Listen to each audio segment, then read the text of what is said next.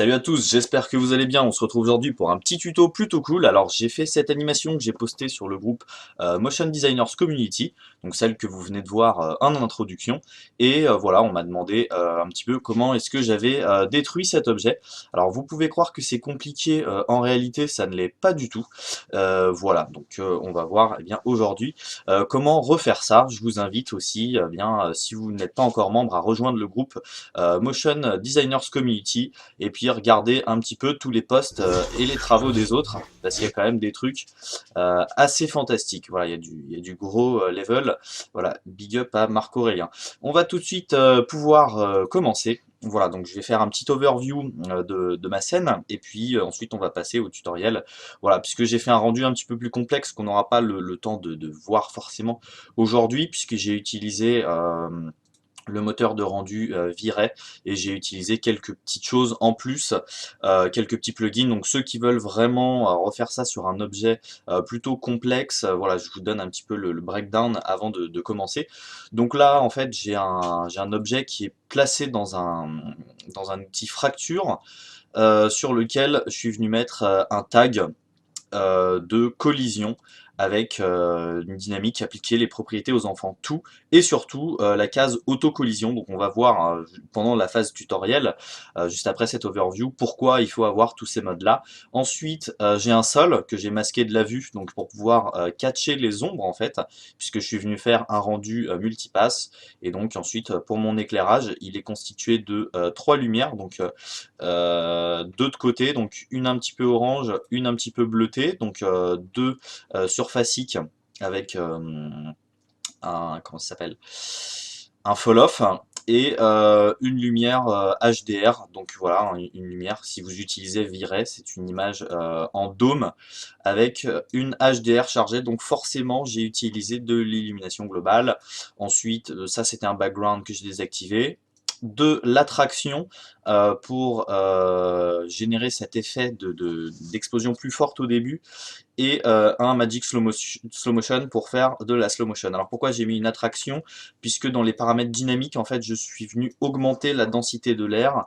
Et pourquoi est-ce qu'ensuite les pièces remontent vers le haut? C'est parce que j'ai mis une gravité à -500. Je suis aussi venu dans le menu expert augmenter le nombre d'étapes par image. Donc là, voilà ce qu'on a comme simulation. Voilà, ça risque de prendre un petit peu de temps quand on a tous ces paramètres. Voilà.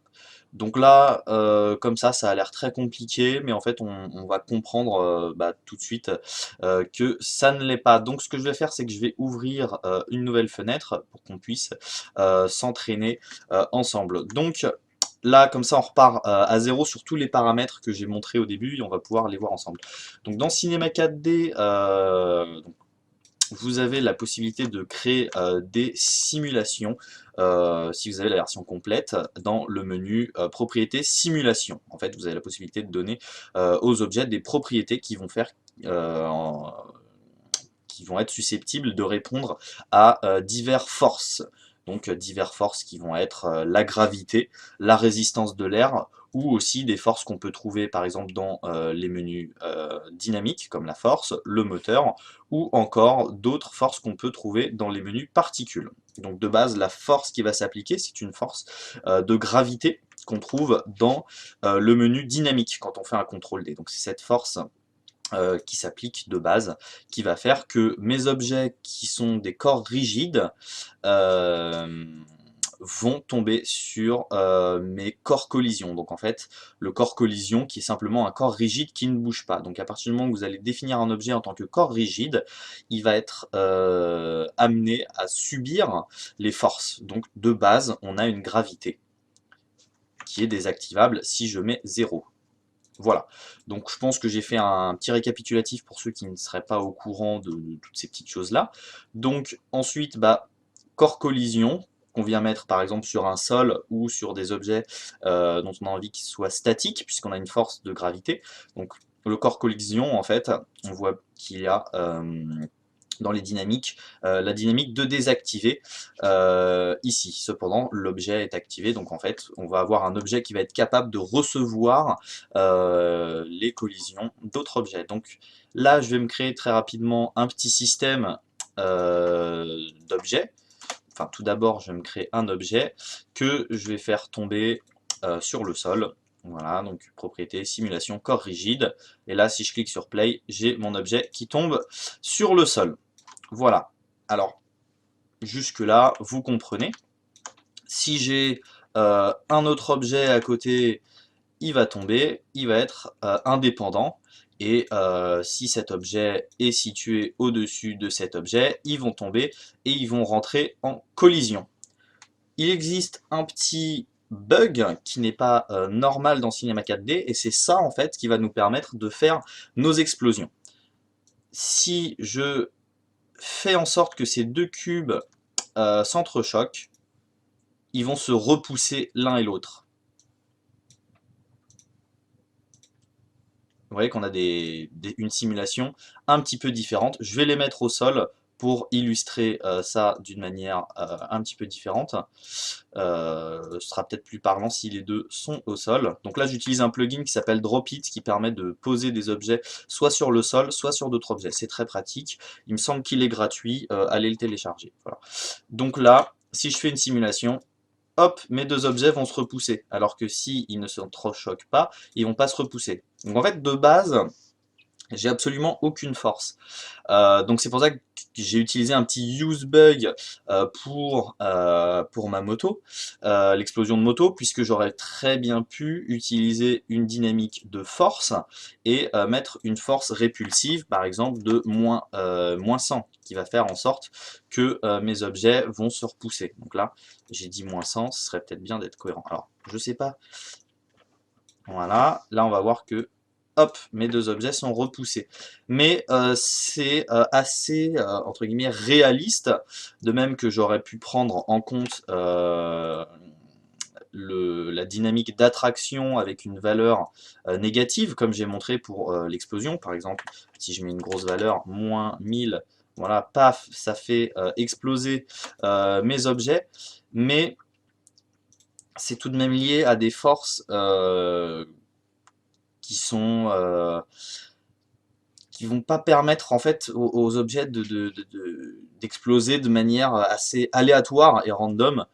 On a des résultats en fait beaucoup plus intéressants en faisant en sorte que les objets s'entrecoupent un petit peu, puisque là on n'a que deux objets, mais sur la moto on en a une quantité assez incroyable, et ils sont tous placés les uns et les autres, et en fait ils s'entrecoupent tous, et c'est ça qui va faire que ça va partir un peu dans toutes les directions, alors que si on met une grosse force au centre, ça va pas créer en fait cette explosion, ça va plus créer le fait que tous les objets vont se repousser les uns et les autres, et ce sera moins violent en fait, visuellement ce sera moins violent et moins intéressant. C'est pour ça que ni l'attraction a été utilisée, ni la force. Alors ensuite on reviendra dans un tout dernier temps sur l'utilisation de l'attraction. Voilà, donc là on voit que tous les objets se repoussent. Parce que dans mon autre scène, voilà, si je reviens dessus, je sais que je fais une parenthèse un peu dans la parenthèse, je peux désactiver mon attraction, j'aurai quand même mon objet qui va exploser. Alors pourquoi est-ce que j'ai mis une attraction? C'est en fait pour rendre l'explosion plus puissante au début, puisque là on va dire l'explosion va être puissante, mais tout le temps soumis à cette même force de densité 5 de l'air, et donc en fait, comme j'ai dit, là ça va être intéressant de combiner une force d'attraction au centre, en plus de l'intersection des objets. Donc c'est la petite parenthèse, voilà, pour dire que l'attraction peut aussi servir à rendre encore plus violent certains chocs. Par exemple, si je prends l'attraction, ici, je la mets ici, tac, je vais lui mettre la valeur qu'on a vue tout à l'heure. Et c'est ça qui est intéressant et qui donne le côté un petit peu plus random que si les objets ne se rentraient pas les uns dans les autres. Il faut aussi savoir qu'ils peuvent absolument ne pas se rentrer dedans. Donc là, ça va quand même faire quelque chose de sympa si j'ai qu'un seul cube. Enfin, si j'ai plusieurs cubes qui ne se rentrent pas dedans. Je sais pas pourquoi j'ai dit qu'un seul cube. Voilà, si j'ai quand même voilà, un petit peu de cube, un peu dans tous les sens et une grosse force de gravité, ça va quand même se repousser. Donc ça, c'est la petite parenthèse. pour expliquer le truc. Mais généralement, les collisions vont être moins random quand on va avoir beaucoup d'objets. C'est ça la grosse différence qu'il faut prendre en compte. Enfin, c'est que là, voilà, il y a 4-5 objets, mais quand sur la moto, il y en a plein, les intersections vont se faire dans un angle, vont se faire dans un autre angle, et du coup, ça va vraiment partir dans tous les sens, et c'est ça qui est génial. Ok, donc je pense que vous avez compris le principe. Ensuite, pour que tous vos objets explosent en fait sans avoir à mettre un tag de dynamique partout, j'ai utilisé un objet fracture. Donc là, je vais prendre un cube que je vais placer dans un cloneur. Et là, on va venir mettre une énorme valeur, par exemple, répartition sur une grille. Je bouge un petit peu mon cloneur et on va lui mettre voilà, 10 par 10 par 10. Et on va faire en sorte qu'ils se rentrent un petit peu tous dedans. Voilà, pour que ce soit vraiment une grosse explosion. Ouais, 20, ça me paraît peut-être petit. On va mettre 50 par 50 par 50. Voilà, donc là, j'ai énormément d'objets qui se rentrent les uns dans les autres. Donc, admettons par exemple vous avez un modèle de moto, ce ne sera pas dans un cloneur, ça va être une succession de plein d'objets comme ça. Voilà, vous allez avoir autant d'objets. Vous voyez que là j'en ai voilà, beaucoup qui vont être répartis. Donc la première chose que vous allez faire, ça va être de tous les sortir de la hiérarchie. Il ne faut pas que ce soit dans des neutres. Et vous allez le glisser en fait dans une fracture. Vous allez prendre tous vos objets, puisque dans la modélisation, il devrait y avoir plusieurs objets qui sont plus ou moins connectés. Et dans fracture, vous avez en fait plusieurs modes, pardon, et vous allez dans exploser les segments, puisque si vous restez en mode direct, ça ne va pas marcher. Donc là, je vais l'illustrer avec la moto, par exemple. Si je me mets, par exemple, en mode fracture, et que là, dans fracture, je suis en direct, normalement, ma moto devrait tomber sur le sol. Alors, je dis normalement, non, ça explose quand même. Bon, alors vous pouvez vous mettre en mode direct. J'avais eu un petit souci. Voilà. Je me suis mis en mode exploser les segments. Apparemment, bah, voilà, je viens de me contredire tout seul. Bah écoutez, restez en mode direct, et puis si vous avez un souci, comme j'ai pu en avoir, mettez-vous en mode exploser les segments. Donc, on va rester en mode direct pour tester si ça marche. Et du coup, au lieu d'appliquer un tag partout, vous n'avez qu'un seul tag à appliquer ici, qui va être dans la propriété simulation. Et vous allez dans corps rigide. Dans hériter propriété, vous allez dans appliquer propriété aux enfants, puisque là, bah, il y a beaucoup d'enfants. Et éléments individuels, vous allez dans tout. Ensuite, vous laissez cocher autocollision. Et là, normalement, ça devrait être un gros bordel. Il va prendre beaucoup de temps. Voilà, et paf, ça explose dans tous les sens. Et donc après, eh bien, libre à vous de venir faire un CTRL-D, d'augmenter le nombre d'étapes pour avoir des collisions entre guillemets plus réalistes, de venir changer par exemple la gravité si ça vous fait triper que ça parte en haut, d'augmenter la densité de l'air pour qu'il y ait une plus forte résistance, et du coup de mettre une très forte attraction au centre, voilà, pour simuler la scène de la moto. Donc là, je vais me mettre un petit peu plus loin, je peux même retirer le plan par exemple, et là, bam, ça explose. Et après, ils vont tous un petit peu remonter comme particules, beaucoup plus lentement parce qu'il y a une forte résistance à l'air.